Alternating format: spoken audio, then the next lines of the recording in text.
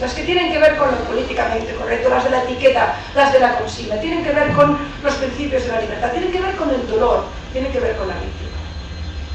De la misma forma que nos movilizamos contra las desigualdades o contra las hambrunas, yo tengo la obligación de decirles que una democracia no es seria y es frágil si no tiene una alta conciencia de lo que significa el concepto de libertad. Y cuando hoy en el mundo hay ulemas, ayatolás, imanes, tiranos, líderes que en nombre de la tecnología del siglo XXI tienen son sus mujeres en el siglo XIII, estamos ante auténticos enemigos de la libertad. Pero no queda solo ahí la cosa. Por eso, de alguna forma, mi voz es una voz que a veces se pasea por el mundo, porque me sorprende la indiferencia con la que tratamos los dolores del mundo. Y como algunas víctimas no tienen quien les escriba una nota, ahí estamos algunos. Recuerden esa frase que yo repito siempre que puedo, y la repito cada vez que tengo que hablar de algún sector social reprimido, destruido, digamos, en sus derechos, que es la frase famosa de Luther King, ¿no? Lo peor no es la maldad de los malos, siempre lo peor es el silencio de los buenos. Conciencia moral, conciencia moral. Pero en el mundo ocurre algo más. En este mundo, hoy aquí en La Plata, no solo tenemos democracias que tenemos que luchar diariamente, no solo tenemos políticos aquí en La Plata o en Barcelona que tenemos que decirle, che, cálmate, que no eres un mesías, solo eres un tipo que estás un ratito por aquí, gobernando el país. No solo tenemos que decirle a nuestros periodistas más rigor informativo y desde luego más independencia política, no solo tenemos que decirle a nuestras sociedades más conciencia crítica y a nuestro mundo universitario más inteligencia crítica, también tenemos que decirle a los ciudadanos de La Plata y a los ciudadanos de Barcelona que no puede ser que en el mundo de la intercomunicación consideremos normal la esclavitud de la mujer. Porque no hablamos ni de una, ni de dos, ni de tres. Porque si una nace niña en el Yemen no va a tener ningún derecho, ninguno. Va a ser propiedad de su padre primero, de su marido después, de sus hermanos, de sus primos si no hay otros. No va a tener documentos propios. Muy a menudo no va a poder votar a sus representantes. No va a poder casarse con quien ama. Y por cualquier cosa va a poder tener la ley encima. El segundo país del mundo en penas de muerte es Arabia Saudita, 90% mujeres. Y el resto a inmigrantes, porque los saudíes varones compran la pena. La mujer no puede. Si hoy les trajera aquí, que no haré, porque además no hay tiempo, algunos códigos civiles y penales de algunos países miembros de la ONU, no se los podrían creer. Lo que ocurre es que no nos interesa. Esa parte del mundo no está. El título es Fundamento al fundamentalismo. Desde luego yo no podría irme de aquí sin hablar de fundamentalismo. Por supuesto, islámico. Otro tema políticamente incorrecto. En esa negación del pensamiento, en esa ampliación de la consigna, hay temas que no tocamos. Por ejemplo, el terrorismo. El terrorismo nunca existe como concepto, como tal concepto. Si matan en Jerusalén, son milicianos palestinos que luchan por su libertad. Aunque maten a niños, a mujeres, aunque hayan sido educados desde los 8 años para convertirse en bombas humanas. No, son libertadores. Si matan en Irak, como matan americanos, también son libertadores. Pero oiga, matan a chicos jóvenes en una cola para conseguir trabajo, para ser o policía o médico, matan en un hospital o matan en una escuela. No, pero son libertadores. Depende de cómo se mira, uno es víctima o es finalmente verdugo. Hoy el mundo, y ahí vuelvo a la conciencia moral, se enfrenta a un fenómeno totalitario muy serio, como se enfrentó en otros momentos de la historia. Pero no veo en nuestras sociedades libres, teóricamente críticas y teóricamente pensadoras, militantes de la libertad, que se enfrenten a este fenómeno con toda la contundencia. ¿Qué fenómenos totalitarios ha sufrido el mundo? El estalinismo y el nazismo, los dos europeos. Y me atrevería a decir el colonialismo, como gran fenómeno bárbaro, sin duda. No solo el sudamericano, también el africano y también el finlandés.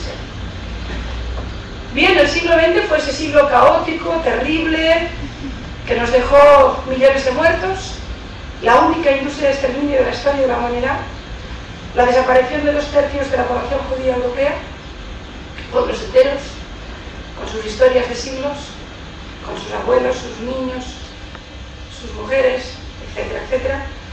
Millones de muertos en nombre del nuevo hombre, de la libertad y de la solidaridad que fue el estalinismo, esas víctimas tampoco nunca han existido demasiado, y al final pues la locura de 2 guerras mundiales y una colonización en algunas zonas del mundo que aún deriva en conflictos. Eso fue el siglo XX. El siglo XXI nace con otro fenómeno totalitario que se diferencia de los anteriores porque tiene una base teocrática. Los anteriores tenían una base no teocrática, negaban en principio el concepto de Dios. Este lo asume, pero que no es un problema religioso ni es de ninguna manera un problema cultural o tradicional, es un problema ideológico. También me sorprende a mí que en nuestras sociedades, cuando nos interesan temas como los conflictos que hay en el mundo, y algunos jóvenes de aquí seguro que se movilizan y se preocupan y se interesan, no se preocupan del fenómeno fundamentalista que actúa en esos conflictos, de una manera muy rotunda. Y de la misma manera que yo les digo, hoy hay mujeres en el mundo esclavas legalmente por países y por gobiernos que se sientan en la ONU y dicen buenos días a las democracias. Y no pasa nada. La ONU para mí es una entidad con algunos elementos que habría que revisar seriamente. Siria ha sido miembro de la Comisión contra el Terrorismo. Líbano siempre ha sido presidente de la Comisión de Derechos Humanos.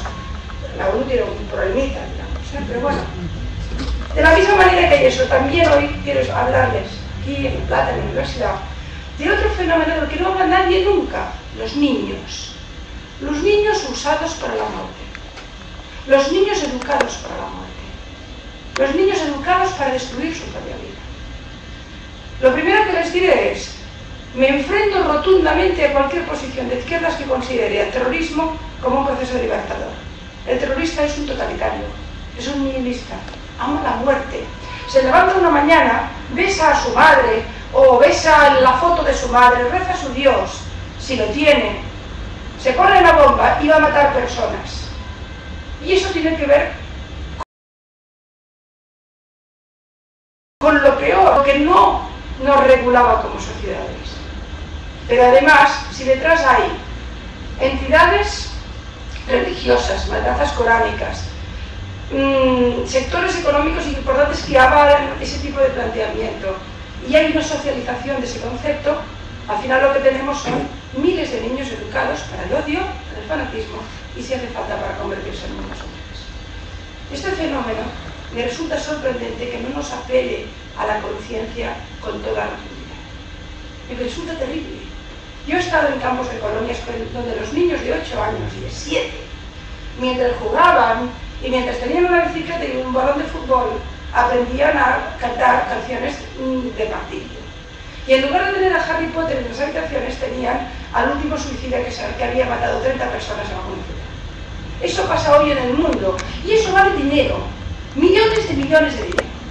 Y eso tiene que ver con el poder, y eso tiene que ver también con la impunidad con que se actúa.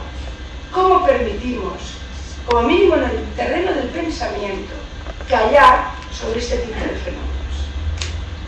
Si uno es un analista político, o es un comprometido civil, un ciudadano comprometido, o es un pensador, o es un profesor universitario, o es un líder político, tiene que dedicar un segundo al mes a pensar que hay miles de niños educados para ser bombas. Miles. No sabemos cuántos, pero es un fenómeno muy serio. De manera que, si hoy tenía que hablarles de democracias, hay algo que es absolutamente fundamental. Nuestra falta de conciencia crítica y el crecimiento de un discurso fundamentalista nos afecta seriamente. Para conseguir sociedades donde las diferentes religiones y los diferentes dioses se miren a la cara y se sonrían, tenemos que luchar contra los líderes espirituales que los animan para la muerte. Es decir, permítanme que lo diga como lo dije una vez en Barcelona tomando una decisión política. Yo me enfrenté a la posibilidad de que con el dinero de Arabia Saudita se hiciera una mezquita en Barcelona. Y yo dije lo siguiente que repito ahora años después. Y no existe la mezquita en Barcelona. Esa mezquita. Existen mezquitas. Un líder espiritual que habla de su Dios en un centro religioso es, sin ninguna duda, un líder espiritual.